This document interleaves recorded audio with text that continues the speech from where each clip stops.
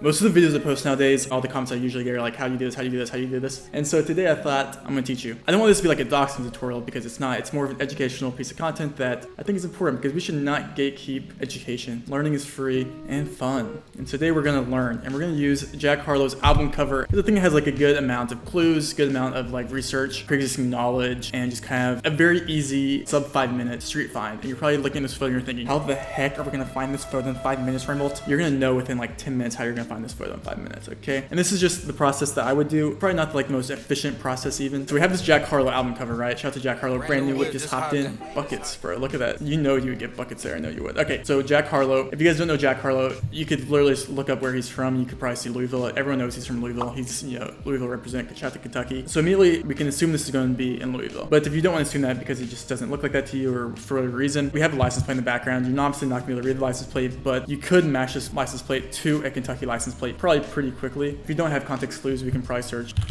Kentucky license plate, and we can probably see here pretty quickly that it looks like a Kentucky license plate, right? Now we know we're Kentucky, what are we gonna do? Well, there's this thing called trash cans. What trash cans are good for is that they're regional. We have this trash can here, we have logos there. If I search, I'm gonna search Louisville trash can, right? And I'm gonna go to images, and I'm gonna click the first image. Oh, everyone knows the dad that definitely has that trash can. Open image, a new tab, zoom in, analyze image. That's the same trash can, same logo. That logo right there is that logo right there. Easy peasy, we're in Louisville, Kentucky. What next are we gonna do, right? There's two clues here. I want you to pause the video. Don't pause the video, I'm just kidding. Like the video, don't like the video, whatever you wanna do. There's two addresses here in this photo that are extremely helpful. On the shed, 1948, if you can make that out. I can read that because I'm good, but if you can't read that, we can go here. On the garbage can here, we have 195. And so we can assume here is we can definitely make that's an 8, and assuming we're gonna be on the right side, it's gonna be even numbers. So we're gonna have 195 because it's gonna be 1950 because it's gonna be right next to it. So we know that there's an address 1948 next to 1950 in Louisville, Kentucky, and now we're making progress. There's this really cool website that you guys probably have never heard of, but it's what I use for literally every single geolocation thing I find, and I'm sure anyone that knows about geolocation also uses this because it's extremely helpful. It's called Overpass Turbo. Overpass Turbo is basically a website that uses OpenStreetMap data. It's just an awesome website with a ton of data about maps because maps are cool. There's a whole Wikipedia page on it if you guys are interested in learning, but basically just this mega data mining tool that you can scrape data from about maps. It's super fun, and I basically just nerd out on it all day. It's basically a language, or it's basically coding, because you have to learn how to code, or do you? We'll get there. You can basically, what it does is you can filter down to, if you only want to show you like museums in Vienna, it'll only give you nodes for Vienna museums. You can even do like water fountain drinks or whatever, right? And it gives you the chords and everything. It's really cool. If you guys are interested, I would definitely look into Overpass Turbo or just OpenStreetMap. This is like what it would look like after you're done coding. It's actually not that hard at all. But if you guys don't want to learn how to do that, good thing we're in 2023 and we have this thing called ChatGPT, right? We have these two addresses, 1948 and 1950 in Louisville, Kentucky. And so what we're going to do is, we're going to say, write me Overpass Turbo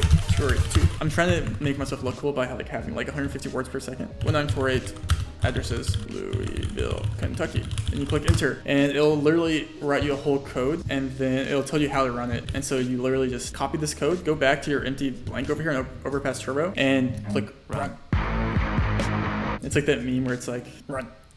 So what we get here after we run our query, so this is every address in Louisville, Kentucky that is 1948. And we can assume we're gonna be next to 1950 again. You can see 1950 there. We're gonna see we're gonna be next to 1950s. So we didn't really need the other address because it's kind of just under the assumption. What you can also do with Overpass Turbo is if you know there's like something within another certain thing. So like for example, there's a one I did recently where I was looking for dog parks next to a skate park in Boulder, Colorado. And so I would use Overpass Turbo to only show me dog parks within like a 100-meter radius of skate parks in Boulder, Colorado. You can't Google that. Like this is just, you have to use open data. And so we have here to have tons of different nodes. Luckily there's not too many. So it's basically just manually going through here, right? And just looking at all of them. And so the good thing about Overpass Turbo is that you can literally click and there's coordinates right here. It tells you like everything about it too, or what they know about that. And you can go through to Google Maps and paste and change the coordinates a bit, and it should take you right to the coordinates. But we can see here that we have a ton on kind of like this right here. So what I'm going to do here is I'm going to zoom in. I'm just going to go through and place my pin on 1948. But the big thing to remember too is like, oh, we go in 1948 and we're like, wow, this is boring. Yeah, it's a lot of manual search. But the thing to remember too is that we want to go into the alleys and not the front, because this is, we can tell from the photo this is going to be the back of a house, not the front of a house. Things like that make sense, right? So that obviously wasn't it. The alley wasn't it. So we're just going to keep looking for 1948, 1948, 1948. Okay, there's one here by Richmond Drive. If you look right here, you can also see like this resembles a shed from the image as well with the basketball goal. So I'm pretty confident in this, and yeah.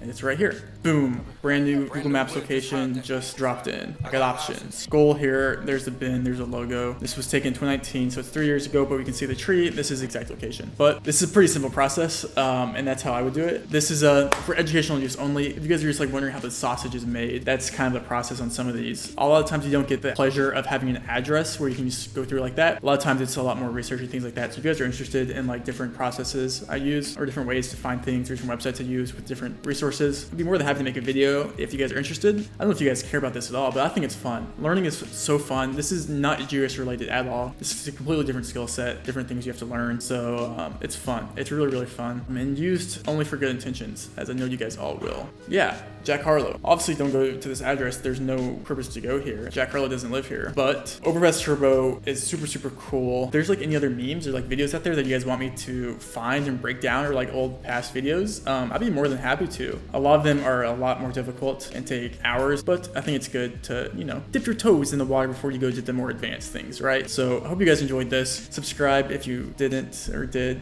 or don't. And I'll see you guys next time. Goodbye.